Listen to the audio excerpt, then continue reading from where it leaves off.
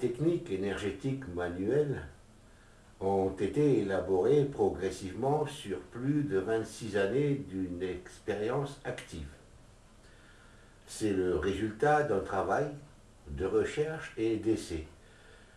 Elle met en œuvre l'énergie active, environnante ou énergie universelle pour agir sans contact physique avec le patient sur l'ensemble des organes et systèmes de l'organisme.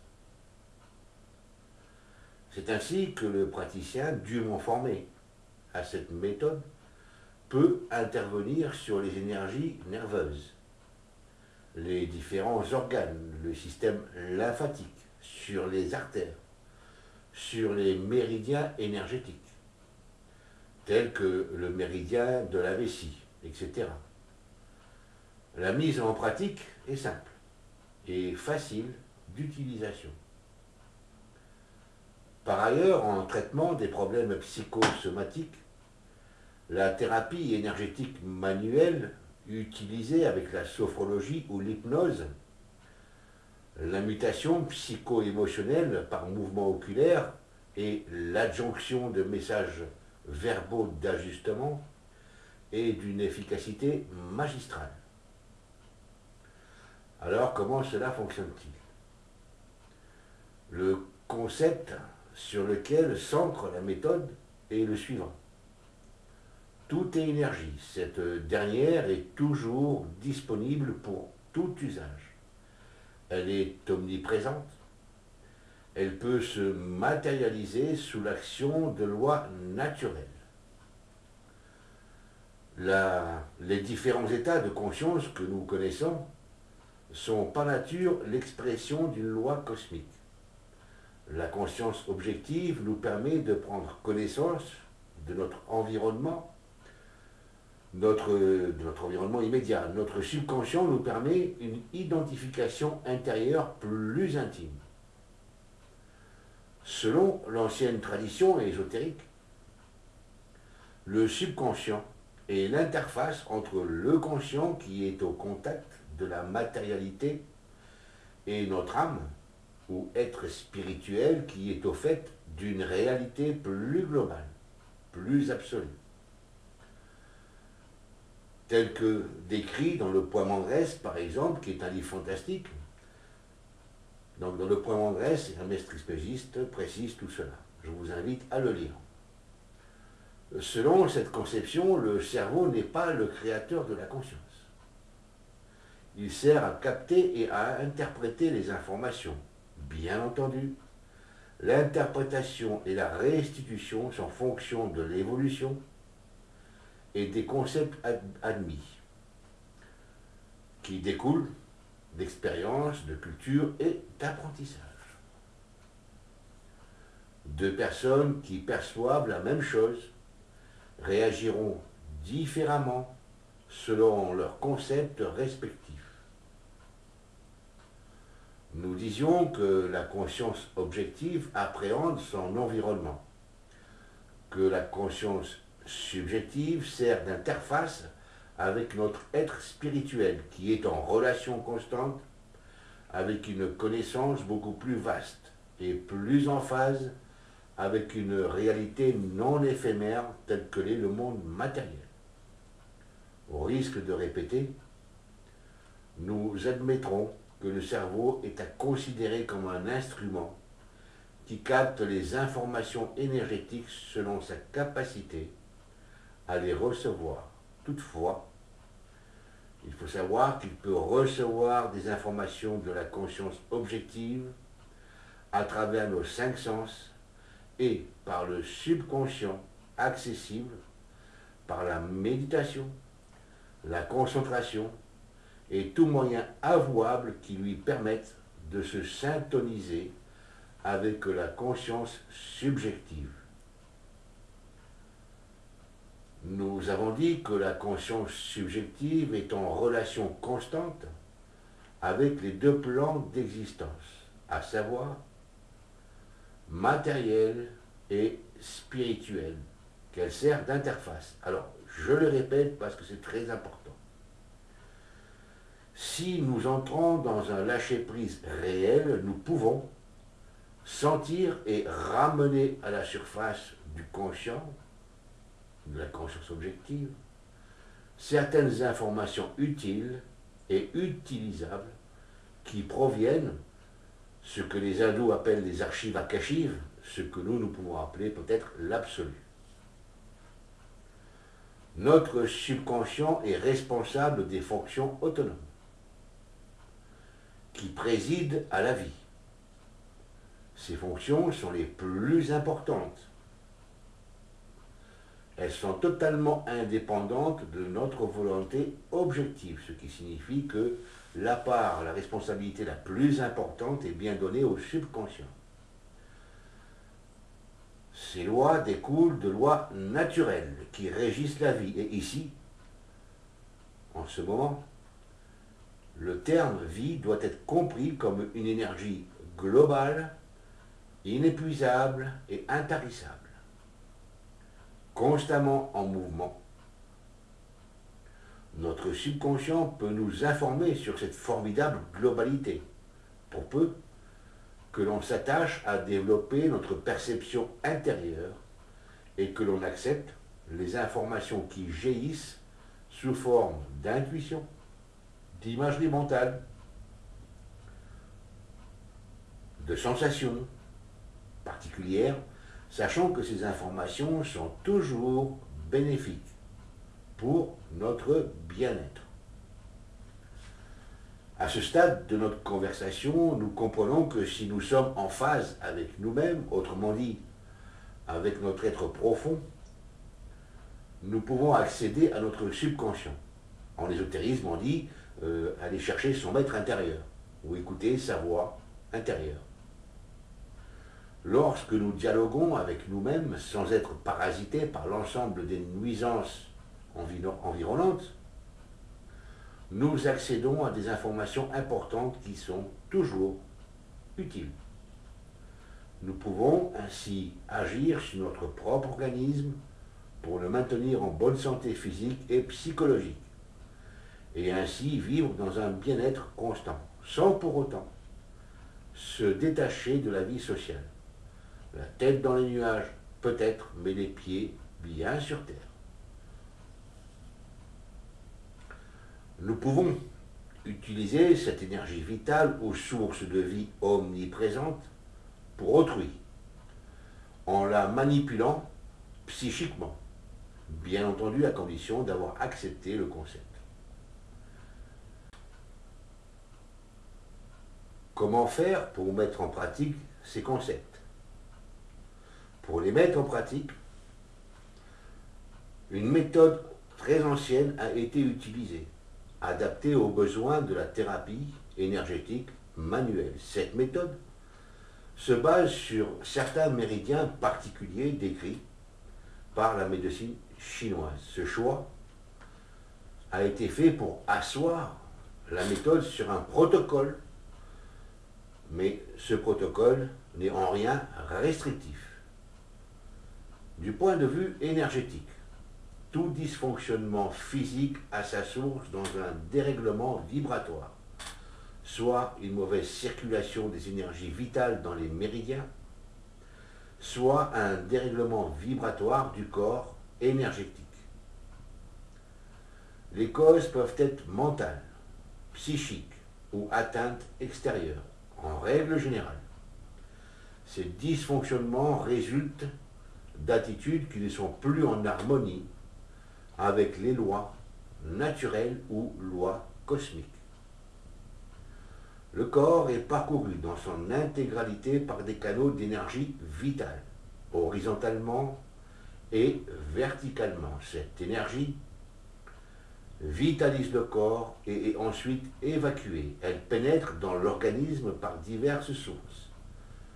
La respiration, qui est une des sources les plus importantes, par ce que nous absorbons, boissons et nourriture, mais aussi par d'autres points tels que les glandes endocrines, pour ne citer que ceci. Pour prendre une référence, le plus ancien livre médical japonais Lee Sing-ho, édité en 1984, dont l'auteur était Yasuyori Tanba, dit que le Doin c'est une méthode de massage chinoise ancestrale, sert à faire sortir le mauvais chi ou force vitale et à faire entrer le bon chi dans le corps. Autrement dit, si l'énergie circule mal dans un méridien, les organes liés à ce canal risquent de ne pas fonctionner convenablement. Il est donc nécessaire d'extraire les énergies nocives pour les remplacer par de l'énergie non viciée. Souvent, ces énergies insalubres se retrouvent sous forme de petites boules ou kystes énergétiques que les masseurs connaissent bien. Ces kystes apparaissent aussi en profondeur et de fait ne peuvent pas être décelés sans connaissance et expérience préalable.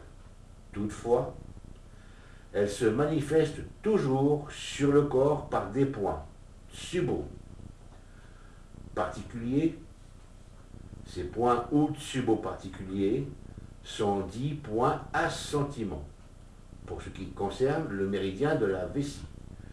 Ce méridien ou ces deux méridiens courent de chaque côté de la colonne vertébrale à un courrier et demi de la ligne médiane de la colonne vertébrale. Ces points sont dits points à sentiment.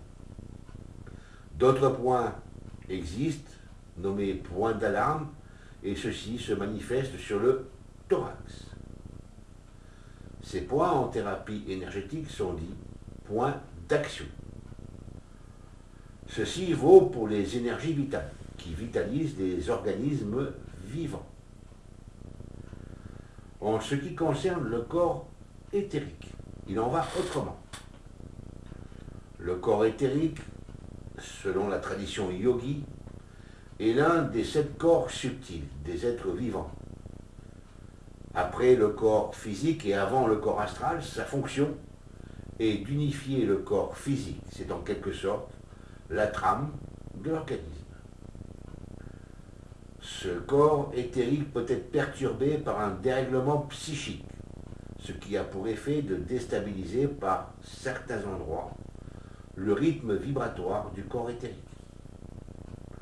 Sachant que la conscience cellulaire, selon la tradition ésotérique, ou ADN selon la médecine, est dictée par ces vibrations, nous imaginons les effets que cela peut engendrer. Chaque cellule possède un code qui résulte de la vibration du code du corps éthérique. Ce code, ou ADN, détermine la fonction de la dite cellule. Si la vibration du corps éthérique est modifiée, le code de la cellule le sera par réaction. C'est ainsi que naissent certaines maladies graves, car les cellules filles auront la même modification ADN que les cellules mères. Ce qui est important de savoir, c'est qu'une faiblesse des énergies vitales peut influer sur le corps éthérique et inversement. Un problème dans le corps éthérique influe invariablement sur les énergies vitales. Comment utiliser la thérapie énergétique manuelle, ou TEM?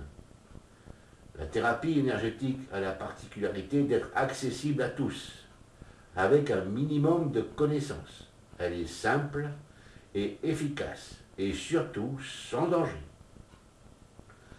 Elle fait appel aux sensations instinctives, aux énergies de l'officiant et à l'aptitude sensitive. Cette technique permet de travailler sans contact physique avec le patient, mais d'une manière très efficace, avec des résultats surprenants.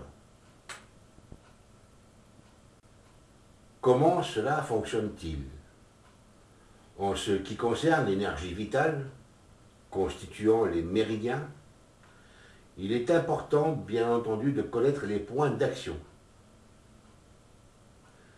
Points d'action qui sont les points assentiments des méridiens de la vessie, en premier lieu, qui en règle générale, et je le répète, se situent à plus ou moins 1 cône et demi de chaque côté de la ligne médiane de la colonne vertébrale. Alors un cône, c'est la valeur du patient du pouce, cette distance-là. Vous voyez, ça c'est un cône. Donc, de chaque côté de la ligne médiane de la colonne vertébrale courent ces deux méridiens de la vessie, sachant que chaque point assentiment est relié à un organe ou à une partie du corps afférent. Vous avez aussi des points d'alarme qui, comme les points assentiment, sont eux aussi informant sur certaines parties du corps et organes. Ces points se situent sur le thorax. Avec une petite expérience, on peut trouver ces points qui se manifestent par une légère dépression ou un léger renflement. En pressant légèrement avec un doigt ces points, ils peuvent manifester une gêne, voire une douleur. Dans ce cas, il importe de traiter ces points d'action, manifestant une sensation. Par voie énergétique, reliée à ces points d'action, on peut ainsi atteindre l'organe ou la partie du corps reliée à ce point de traitement, et ainsi les traiter par TEM, par induction d'énergie, que le praticien formé à cette technique peut facilement effectuer. La phase d'extraction des énergies nocives effectuée, il est important de magnétiser par passe magnétique traditionnelle le patient. En ce qui concerne le corps éthérique, les choses sont légèrement différentes. Le praticien doit être en empathie avec son patient, ceci afin de recevoir les informations sensitives corporelles, émotionnelles, et ainsi savoir exactement où traiter le corps éthérique. En effet, l'ensemble des perturbations psychiques déclenchées chez un sujet par un choc émotionnel ou par une attitude mentale morbide s'inscrit immanquablement, dans le corps éthérique, sous forme de kystes énergétiques, émotionnels, ou mémoire traumatique émotionnelle. Les vibrations de ces kystes sont perceptibles par un praticien expérimenté. Ils se manifestent souvent par des picotements dans les mains du praticien, des vibrations, et parfois le praticien les ressent sur son propre corps. Gorge qui se serre, plexus qui se bloque, malaise et douleur. Ici, la technique énergétique manuelle est utilisée et cette technique peut servir à extraire des énergies nocives par chirurgie énergétique ou CEM. La thérapie à ce niveau fait intervenir tout d'abord une anamnèse pointue pour déterminer les causes fondamentales du traumatisme,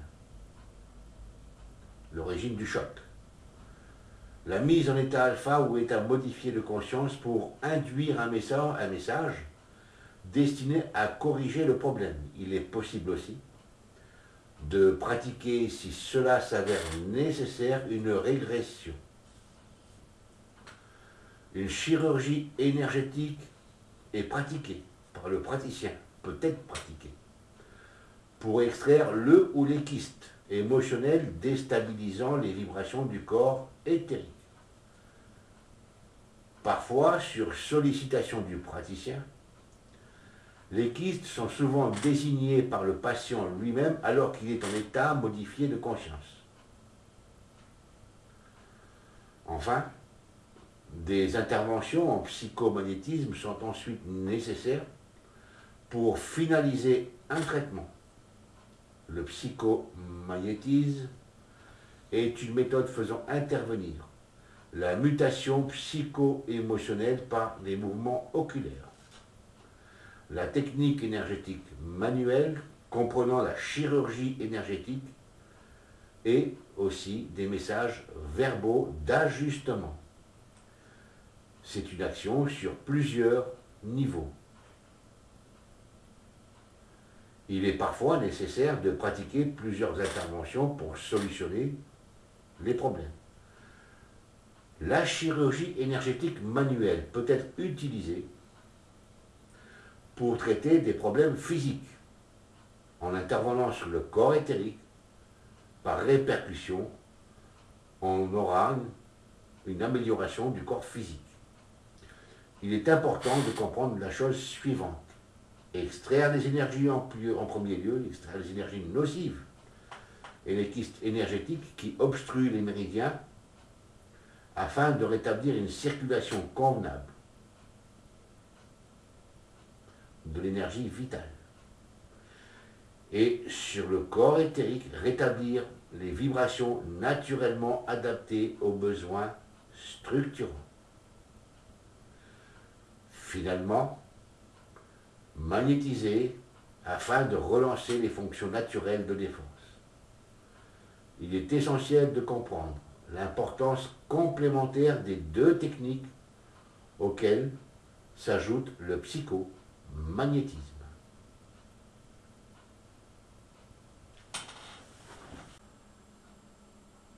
Comment se décompose la méthode? Elle vous permet d'agir sur les énergies qui alimentent les organes et le corps dans son ensemble. Énergie vitale, énergie nerveuse et intervention sur le corps éthérique. Comprendre les champs morphiques. Utiliser la technique énergétique manuelle et la chirurgie énergétique. Utiliser le magnétisme selon une approche véritablement innovante. Effectuer des régressions sophrologiques pour traiter les problèmes dont leurs causes les plus fondamentales. Utiliser le psychomagnétisme. Comment aussi effectuer une anamnèse. Les thèmes abordés sont les suivants. Comment se préparer pour une séance de soins. Une mise en condition préalable est nécessaire pour effectuer un travail efficace en soins énergétiques et magnétisme. Une méthode particulière est expliquée et enseignée. À quoi correspondent les sensations telles que chaud, froid, picotement, vibration et comment utiliser ces sensations, le praticien les ressent dans les mains. Comment détecter un organe ou une zone du corps à traiter. Explication, démonstration et application de la méthode qui permet de détecter rapidement les points particuliers à traiter. Cette méthode, une fois comprise, est efficace à 99%. Quelles sont les différences entre les techniques énergétiques et le magnétisme? Souvent, il y a confusion entre les techniques énergétiques et le magnétisme. Comment et quand utiliser les différentes techniques et thérapies énergétiques manuelles et la chirurgie énergétique? Comment et quand utiliser le magnétisme curatif? Il est important de savoir de quelle manière et quand l'on doit agir. L'ordre dans lequel doivent se pratiquer les deux techniques est très important. Autrement dit, sans une observation stricte d'un ordre précis, les effets obtenus ne seront pas ceux souhaités. Comment et quand effectuer un travail sur les mémoires cellulaires à travers le corps éthérique, par répercussion. Toutes les maladies qu'une personne contracte, tous les chocs qu'un être vivant subit s'inscrivent immanquablement dans le corps éthérique, avec répercussion sur les mémoires cellulaires. Il est important de savoir comment effacer ou modifier ces mémoires, faute de quoi, sans intervention, l'information sera toujours douloureuse et peut réactiver les tendances morbides et, le cas échéant, reproduire les mêmes effets. Comment traiter les problèmes psychologiques, ne relevant pas du domaine psychiatrique? De nos jours, les problèmes liés aux maladies psychologiques sont particulièrement nombreux. Une méthode pour intervenir sur ces cas précis et présentés avec mise en situation. L'application de cette puissante technique produit des résultats étonnants et rapides. À l'issue de l'initiation, vous aurez intégré les méthodes suivantes. L'utilisation de la technique énergétique manuelle, dont la chirurgie énergétique. Une méthode pour magnétiser particulière et très efficace. Le psychomagnétisme pour agir sur des problèmes psychologiques. Vous aurez appris à effectuer une anamnèse et à mettre une personne en état modifié de conscience et éventuellement utiliser des messages réajustants.